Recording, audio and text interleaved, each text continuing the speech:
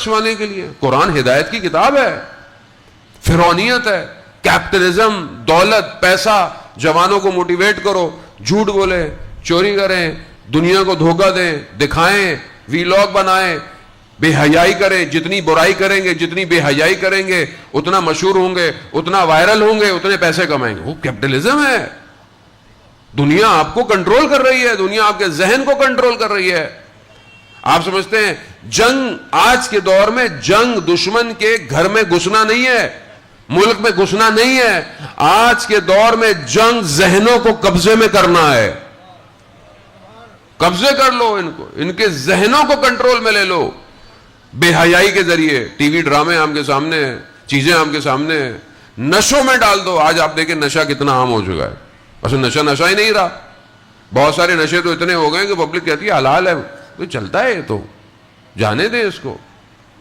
جب نشہ کرتا ہے انسان کا ذہن سب سے پہلے کیا ہوتا ہے, مبذول ہو جاتا ہے. حلال حرام حرام حرام کی اس کو اصل عقل ختم ہو جائے, زائل ہو جاتی ہے عقل. اب یہ کس نے پھیلایا ہوا ہے یہ سسٹم پوری دنیا میں؟ کون ہے؟ فرعونیت آج بھی ہے. کون مقابلہ کرے گا اس کا؟ کون آئے گا؟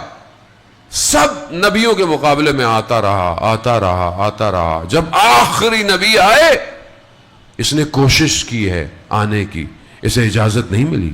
مکہ میں جب رسالت مآب حضرت محمد مصطفیٰ صلی اللہ علیہ وآلہ صلی اللہ محمد, جب ان کی ولادت ہوئی تو شیطان نے چیخ ماری ہے, نالا مارا. داخل ہونا چاہے, اس نے دیکھا کوئی نور اترا ہے, تو جبرائیل نے روک دیا اسے, کہا تم یہاں نہیں جا سکتے. کہا کیوں؟ کہا آخری نبی آ گیا ہے. چیخ ماری اس نے, اس کو پتا تھا کہ آخری نبی آ گیا, یعنی دین اب اپنے کمال پر پہنچ رہا ہے. بہت کوشش کی. پھر اس نے کہا کیا میں اس کی امت میں جا سکتا ہوں؟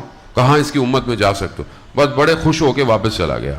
کوشش آپ کے سامنے, وہ خلاصہ سائزانہ ساری باتیں آپ جانتے ہیں, بس آپ کی زحمت اور آپ کے اذہان عالی میں نتیجہ دینا ہے حالات کا. بہت کوشش کی اس نے, بہت کوشش کی. اپنے جتنے چیلوں کو ایکٹیویٹ کر سکتا تھا اس نے مکہ میں کیا. کتنی اذیت ہوئی پیغمبر کو, لہو لہان کر دیتے تھے, پتھر مار مار کر ان کو. جب مایوس ہو گئے تو ایک رات خانہ کعبہ کے پاس یہ سارے بیٹھے ہوئے, تو شیطان ابلیس ایک بوڑھا شخص بن کے ان کے پاس آیا. کہا کیا پریشانی ہے؟ کہا ہمارے درمیان میں ایک شخص آ گیا ہے اور کہتا ہے کہ میں اللہ کا نبی ہوں.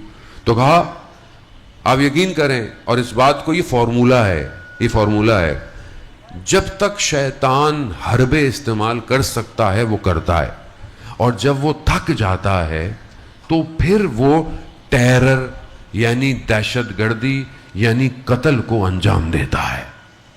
جب تک وہ نفوذ کر سکتا ہے وہ کرتا ہے. جب تھک جاتا ہے نا کہ اب کچھ نہیں ہو سکتا, کہتا اب مار دو.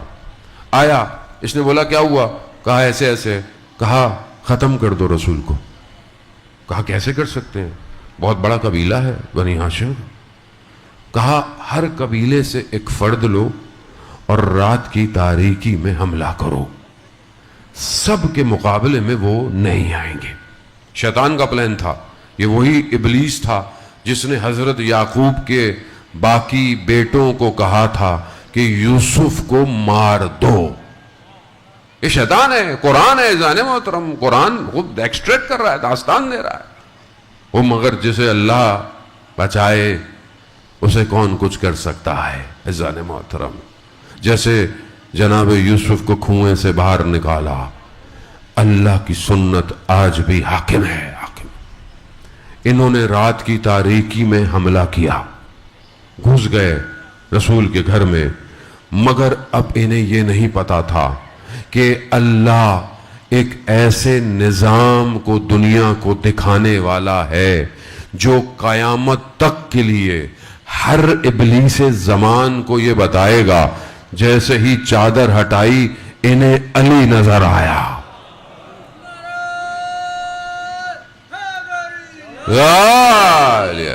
یہ دکھا رہا ہے خدا. جناب امیر صرف ایسے نہیں لیٹے ہیں. قرآن کیا کہتا ہے کہ کچھ لوگوں نے اپنی مرضیوں کو اللہ کی مرضیوں سے سودا کر لیا ہے۔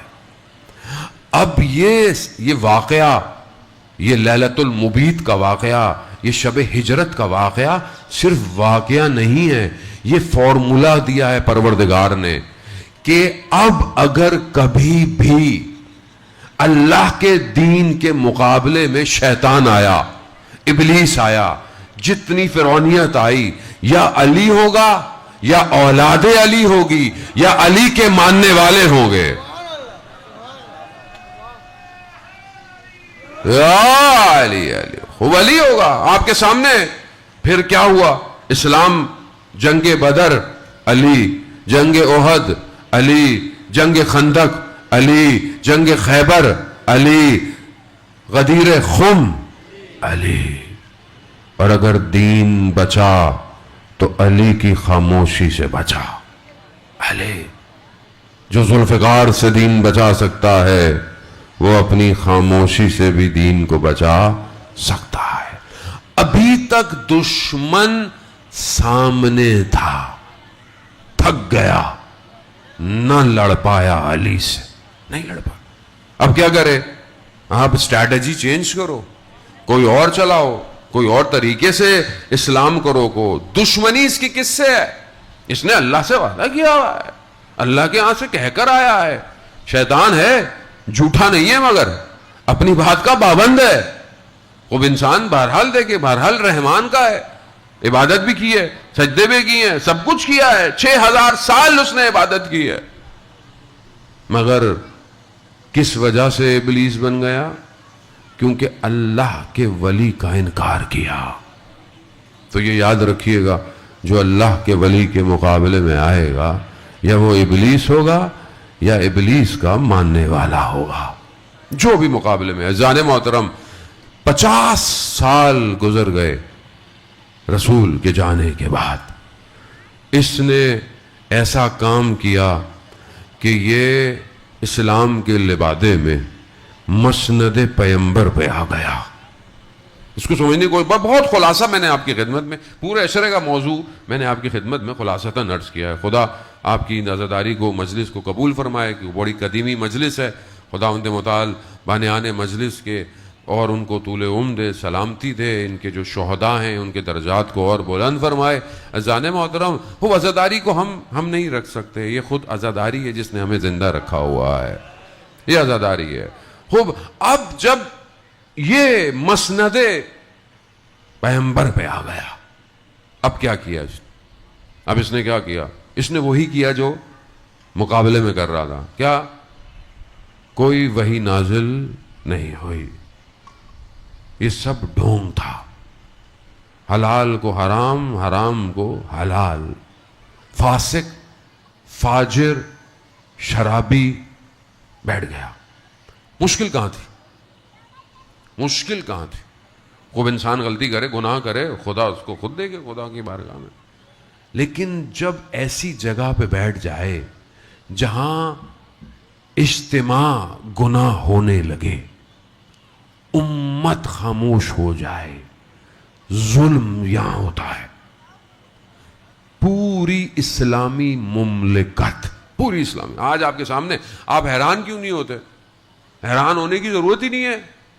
یزید جب آگے بیٹھا اور رسول کے نواسے کو کربلا میں اس نے شہید کیا، کتنی بڑی حکومت تھی مسلمانوں کی، کہاں کہاں تک حدود تھے، گورنر تھے، حکومتیں تھیں، کوئی بصرہ میں ہے، کوئی مدینہ میں ہے، کوئی مکہ میں ہے، کوئی یمن میں، کہاں کہاں اسلام نہیں تھا۔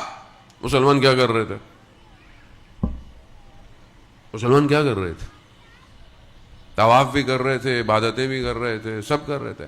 آج پریشان نہ ہوں، فلسطین، لبنان، ایران پہ حملے، امت، مسلمان، ہمارے مسلمان بھائی ہے نا، بھائی بھائی بولتے رہے، دکھا دیا بھائیوں نے، یہ وہی ہیں۔ ابھی بھی دھوکے میں رہو گے تو دیر تمہارے حق پہ جانے پہ ہوگی، آنے والا اپنے وقت پہ آئے گا۔ دیر تمہاری طرف سے، خوب نہیں پہچانو، ساری زندگی کربلا پہ روتے رہو مگر حق کو نہیں پہچاننا، حق کو نہیں پہچاننا۔ کربلا سکھاتی ہے ہاتھ منا ذلہ، گردن کٹوا دیں گے مگر ظلم کے مقابلے میں جھکنا نہیں ہے۔ آج آپ کے سامنے پوری دنیا کی طاقتیں جمع ہو گئی، دولت جمع ہو گئی، پیسے جمع ہو گئے، سیٹلائٹ جمع ہو گئے، F-35 F-16 دنیا کا سب سے بڑا پانی کا بیڑا جمع ہو گیا، آ گیا، گھیر لیا فرات کی طرح علی کی اولاد کو، مگر علی کی اولاد نے دکھا دیا ہم بدن کے ٹکڑے کروائیں گے، ایک فٹ تمہیں نہیں دیں گے۔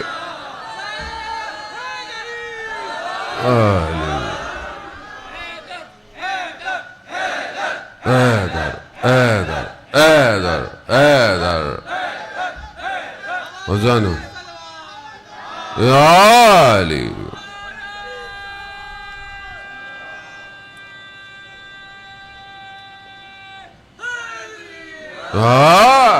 کربلا والے ہیں، بچپن سے مجلسوں میں بیٹھے ہیں، بچپن سے سنتے ہیں، خیبر خندق سننے والے یہ جوان، جو لوگ بعض لوگ کہتے ہیں نہیں خیبر خندق نہیں، خیبر خندق پڑھنی چاہیے۔ اگر ان جوانوں نے خیبر بچپن میں نہ سنی ہوتی تو آج یہ خیبر شکن میزائل نہ بناتے۔ خیبر سننے والے انہیں پتا تھا خیبر کو حیدر کرار نے اکھاڑا ہے، کرار نے اکھاڑا، وہ دشمن اسی سے گھبراتی ہے۔ حق علی کا راستہ ہے، صراط یہی ہے۔ کوئی بھی فرقہ ہو، کسی کو کوئی اعتراض نہیں، آپ کی اپنی عقیدت، آپ کو مبارک، سب کا احترام اپنی جگہ۔ ہمارے مراجع بھی یہی کہے گا، آیت اللہ خامنہی یہ کہتے تھے کہ آپ اہل سنت کے چیزوں کو، حرمات کو غلط الفاظ استعمال نہ کریں، ہاتھ باندھ کے پڑھو، ہاتھ کھول کے پڑھو۔ امام خمینی کا مشہور جملہ، تم ہاتھ باندھنے اور ہاتھ کھولنے میں لڑ رہے ہو، دشمن تمہارے ہاتھ کاٹنے میں لگا ہوا ہے۔ سمجھنے کی کوشش کریں جان محترم، آج کے اس دور میں طاقت تشیع کی، امت مسلمہ کی، یہ مجتہدین کا نظام ہے۔ دشمن جانتا ہے ضربہ کہاں لگانا ہے، کس کو ٹھیس دینی ہے۔ کون آج آپ کے سامنے کس نے بچایا؟ وہ رہبر شہید جو ساری زندگی کھڑا رہا، 86 سال کا بوڑھا، روزے کی حالت میں قرآن کی تلاوت کے ساتھ، کبھی اس کے زبان میں لڑکڑاہٹ نہیں آئی۔ علی کا نوکر کھڑا رہا، کیوں؟ کیونکہ علی کے اقوال پہ عمل کرتا تھا کہ اگر خوف رکھنا ہے تو صرف خدا کا ہے، خدا کا جانے۔ مکتب یہی ہے، چاہے کوئی بھی ہو آپ، آنے والا اسی مکتب کا امام ہے، چاہے سنی ہو چاہے شیعہ ہو، اسے کوئی فرق نہیں پڑتا، آنے والا ایک ہی ہے۔